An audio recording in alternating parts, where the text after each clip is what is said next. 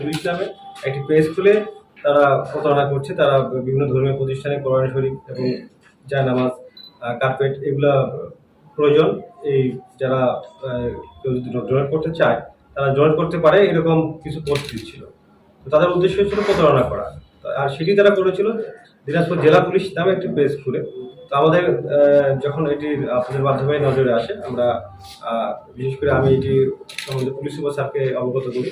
Sir আমাদের জেলার যে দক্ষ আইটি টিম রয়েছে, আইসিটি অ্যান্ড মিডিয়া, তাদেরকে দায়িত্ব দেয় এবং সেই সাথে ডিবিকে দায়িত্ব দেওয়া হয়।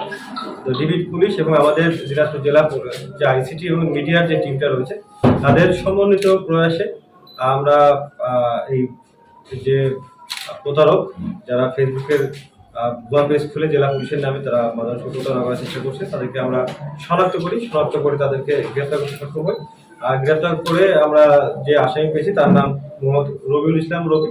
তাকে আমরা বড়বদ্ধ যোগেন বাবুর মাঠ থেকে গ্রেপ্তার করি। গ্রেপ্তারকালে তার কাছে আমরা OnePlus নোটেড একটি মোবাইল পাই। সেই মোবাইল আমরা যাচাই করি, মোবাইলে দেখে আমরা সেইখানেই লগ ইন অবস্থায় এই জেলা পুলিশ দিনাজপুরের আইডিটি পাই। একই সাথে আমরা সেখানে 15টির মতো আরও আইডি পেয়েছি। এই আইডিগুলোর মধ্যে আপনার নারীর আইডি রয়েছে, বিভিন্ন নারীর নাম ধারণ করে সে আইডি খুলে মানুষকে প্রতারণা করছে। পাশাপাশি দিনাজপুরে বিভিন্ন ব্যবসা প্রতিষ্ঠানের নাম খুলে তারা প্রতারণা করছে এবং আরও বিশিষ্টজন দিনাজপুরে যারা প্রমিনেন্ট পার্সন তাদের নামেও সে ভুয়া ফেসবুক আইডি খুলে জনগণকে প্রতারণা করছে। বিভিন্ন সাহায্য সহযোগিতার নাম করে তারা অর্থ সংগ্রহ করে এবং সেই অর্থ যেটি সংগ্রহ করছে সেগুলি আসলে কোনো চ্যারিটি কাজে ব্যবহার করছে না, সেই নিজের আত্মসাতের জন্য এই উদ্দেশ্যটি মানে এই প্রতারণাটি করছে। তো আমরা আপনাদের মাধ্যমে সবাইকে জানাতে চাই সেটি হচ্ছে যারা এই জাতীয় প্রতারণা করবে, অনেকে বলতে পারে যে আমরা হয়তো খেলার ছলে, ঠাট্টার ছলে বা কোনো রসিকতার ছলে আমরা এই কাজটি করছি। অনেকে জেনে, অনেকে না জেনে করছে, অনেক প্রতারণা ইচ্ছে নিয়ে করছে। যেভাবে করুক না কেন জিনিসটা একটা প্রতারণা এবং একটি ক্রাইম, এটি সবাইকে মাথায় রাখতে হবে। এবং ফেসবুক আমাদের সোশ্যাল মিডিয়া নিয়ে কোনো রকমের ঠাট্টা রসিকতা বা নিজের খেয়াল খুশি মতো এটি ব্যবহার করার কোনো সুযোগ নেই। এখানে কারো নামে যদি কোনো ফেসবুক অ্যাকাউন্ট খোলা হয় এবং সেটি আনঅথরাইজ হলে সেটি অবশ্যই আইনের আওতায় আসবে।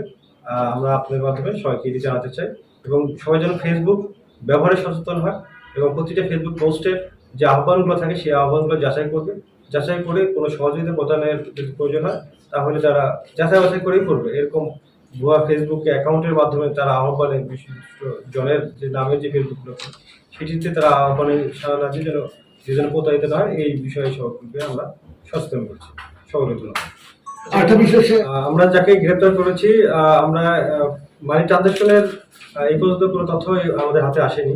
সে যেগুলো অ্যাকাউন্ট খুলেছেন সেগুলো সাব্যস্ত করেছেন। আমি আসলে নামটা সবার নামটা মেনশন করতে চাইনি। তো ধারাভাষ্যকার রফিক, উনি দিনাজপুরের একজন প্রমিনেন্ট লোক। প্রত্যেকটা অনুষ্ঠানে আমরা দেখি উনি ধারাভাষ্য দিয়ে থাকেন এবং তার সুন্দর কণ্ঠ এবং উপস্থাপনা খুব চমৎকার। মানুষের তার ফ্যান ফলোয়ার রয়েছে, তার নামও ব্যবহার করেছেন এই প্রতারক। সেই ধারাভাষ্যকার রফিক ওনার নামও ব্যবহার করে একটি ভুয়া অ্যাকাউন্ট খুলেছে। এই পর্যন্ত তাহলে কয়টা ভুয়া অ্যাকাউন্ট পেয়েছেন? আমরা 15টির মতো ভুয়া অ্যাকাউন্ট পেয়েছি। 15টি এবং আমরা তদন্তর সাথে সেইগুলো আমরা সিআইডিতে প্রেরণ করবো ফরেন্সিক করে।